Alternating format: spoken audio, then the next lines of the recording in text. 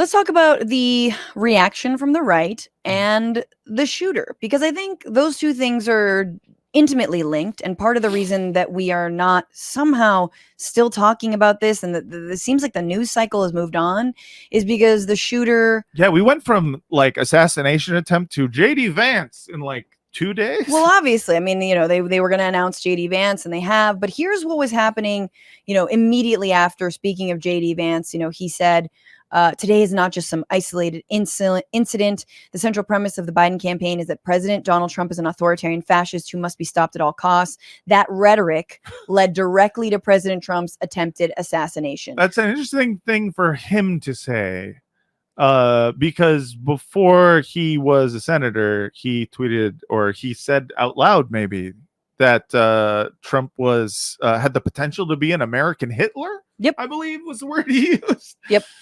Yeah, so well, there it is. But so that's been echoed a lot here, and I just have to play this a little bit, but here is Mr.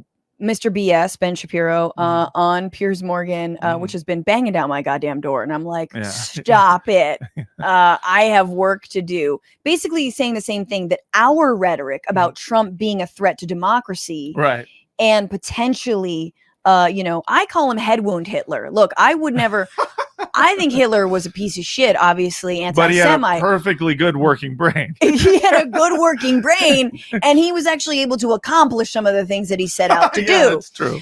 So I think head wound Hitler, don't flatter the guy who had Mein Kampf on his nightstand. But this is a very funny little like whataboutism, and also just every accusation is a confession that I think Ben Shapiro really lays out here. I mean, we celebrate in movies people who tried to assassinate Hitler. And so if you keep actually making that comparison, and it's not just the Hitler comparison, it's the idea that if Donald Trump wins, there will never be another election in the United States. If Donald Trump wins, that this place will be the Handmaid's Tale, which is literally something that the Biden-Harris headquarters tweeted out like 2 weeks ago. They tweeted out a picture from the Handmaid's Tale saying Donald Trump's Project 2025 will effectuate this in America. The moral argument in favor of then getting rid of that person in order to save the country is fairly strong, but the whole point is that no one actually believes that. And that's where the dishonesty comes in. Democrats don't actually believe that Donald Trump is Hitler any more than Republicans who say that Joe Biden, if he's reelected, would end the country. There'd be no further elections. Nobody actually believes that, because if you actually believe that, you would have to there's an actual moral case for you to pick up a gun and go do something about it. Wait, what? Hold on. Excuse me?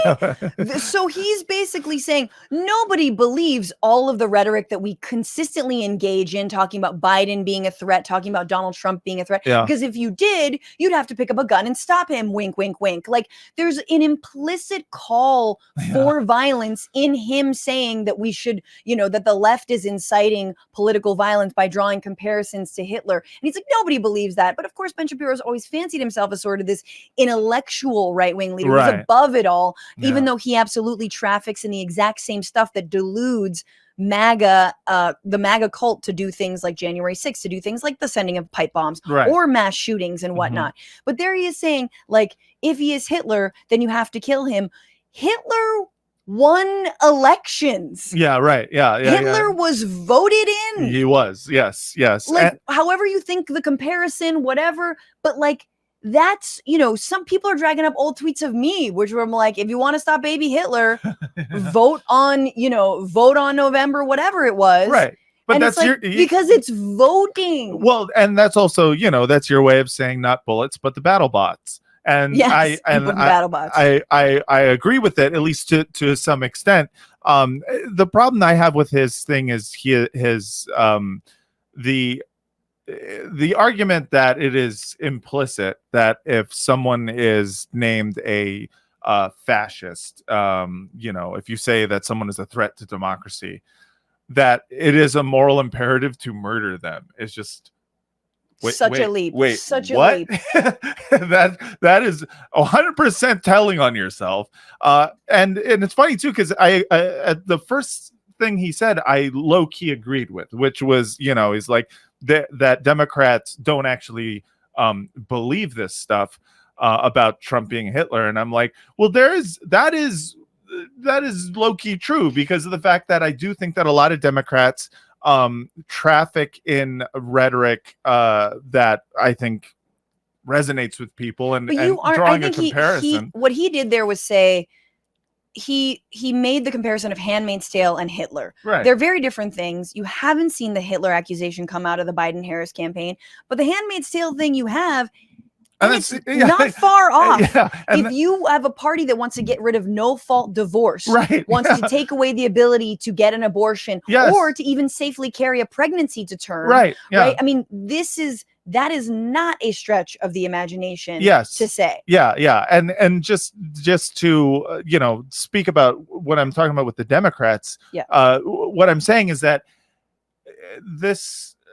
if Democrats do think that a Handmaid's Tale is a coming if Trump is elected, they kind of go against their argument if they're like, and you have to vote for Joe Biden, the slowest turtle who ever walked the earth. I'm just like, if you're making it impossible for you to stop that from happening, then I have trouble believing the urgency that you're setting. 100%. And we'll talk about that more in a little bit, because there's some new polling, and I agree with you. Look, people have, watched my video about the political violence on Trump, and we have to vote. But I never said for who. I never said for who, bitches. Yeah. So that's what's coming out of, obviously, the right. But some of the chatter has been reined in, because it turns out the shooter was a Republican. Right. He was a registered Republican. He's a 20-year-old kid from Bethel Park, Pennsylvania, named Thomas Crooks. He worked at a nursing home. He was a quiet guy who kept to himself, apparently. He used an AR-15. Ooh, also something we don't want to focus on.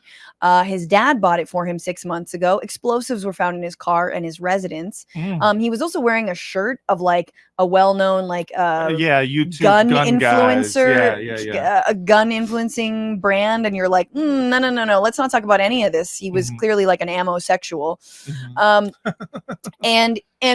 sort of interestingly, and this is according to, I can't remember which reporting was it originally, but this is repeated by the BBC. Max Smith, who took an American history course with Crooks, told Philadelphia Inquirer, that his former classmate was, quote, definitely conservative. Mr. Smith recalled a mock debate where they both took the part, saying, quote, the majority of the class were on the liberal side, but Tom, no matter what, always stood his ground on the conservative side.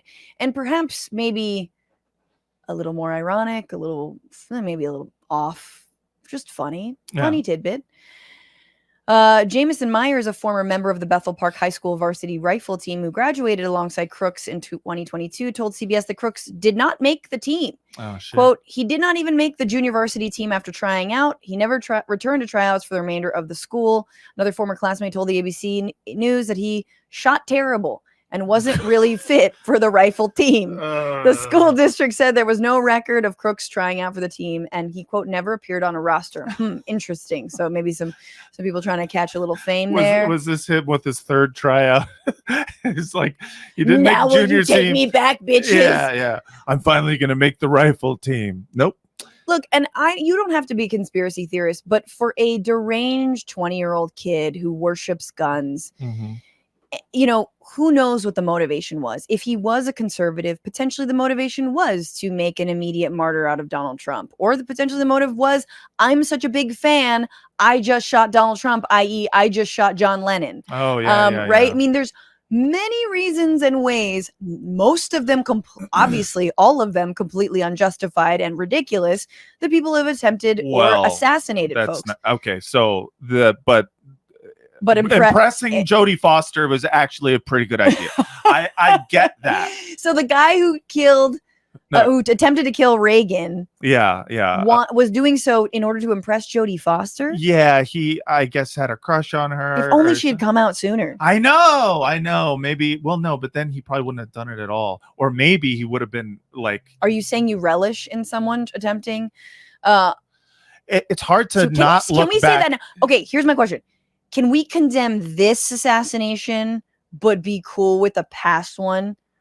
I think so. I mean, can political assassination attempts work that way, where you're like, okay, but Reagan should have gotten got? You know what I'm saying? I think because Reagan is pretty much the origin story of everything terrible in this country. Yeah, well, I mean, at least in the modern iteration In of the this modern country. iteration, yes. we have a long, terrible history. No, I'm pretty sure he did the slave trade. But Yeah. I mean, he was very old. The question of whether or not we can ever praise I was murder. rhetorical. Okay, because I was going to get into the whole thing. No, but listen, whatever this guy's reasoning was, even if it was to impress Jodie Foster again, maybe as I love you so much that I need to kill you. To me, all of that doesn't matter so much because it all kind of serves whatever narrative that people want to put on it, like, oh, it wasn't a Democrat, it was a conservative, or it wasn't a conservative, it was Antifa. To me, the question goes back to, why the fuck did this 20-year-old who couldn't even make his rifle team get an AR-15? And it's just like you look at this and you go, maybe now Trump will be like, we should probably do some sort of background checks on the people who get these. Well, interestingly, I mean, banning bump stocks happened under Trump after the 2017. That's right.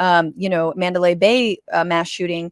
I mean, what the other part of this, and the reason that we are so desensitized to it, and the reason that I feel like Biden's words ring also fairly hollow, is that we wake up to mass shootings day after day after day, except they are people who are far less in the limelight, like children at school. Or people, in a shopping mall. Every single school shooting in this country, every one of those kids is a victim of political violence. Every single one of them. You want to talk about political violence, you look at all of the innocent children, school children, who are just living their goddamn lives and getting mowed down by some psychopath who was able to get a gun at Walmart, or steal a gun from their parents, or was gifted a gun by their dad. And just this culture of loving guns and giving them to kids as being like, oh, well, for the most part, they don't do school shootings. And then not getting any legislation passed in order to stop them from getting into the hands of just fucking anybody. Like, it's crazy. Every single one of those kids was a political assassination if you look at the policies as being part of a political system, which they are. So, a political failure. Yes, they are a political failure. So honestly, suck every dick to people who, I'm sorry, but when I see Obama or I see Biden talking about, oh, this is terrible, and I'm like, yeah, I agree that, like, just murking all of our political leaders is probably not the greatest way to have a stable country. But I also feel like you're only saying this because that means you're a target too. Like, you have a vested interest in trying to avoid this type of political violence because you are an ex-president or the current president, former president, so I don't know. What's amazing is it will self-serving. It's very self-serving. It is self-serving, but when it comes to the death cult to the Republican Party, they're straight up. There is, I think, a stall at the RNC right now giving away AR-15s. If you like some kind of sweepstakes, like with no sense of irony or hypocrisy, no question or concern for the fact that their God Emperor just almost was murdered by an AR-15. Nope. I mean, it would be poetic justice in some ways. I'm just going to say, what a way to go. Am I alive? Am I dead? Yeah, listen. I should be dead. Yeah. He said it, not me. He should be dead. That's true. He said it. That's a Trump quote. Trump said, and I quote, he should be dead. We don't think he should be dead. But he thinks he should be dead. What's going on, Frantifa? If you haven't already, subscribe to this channel right now. Hit that button. And also, you can become a patron and support the show every single week. Get access to bonus episodes and exclusive merchandise. Patreon.com/Bitchuation Room. Do it.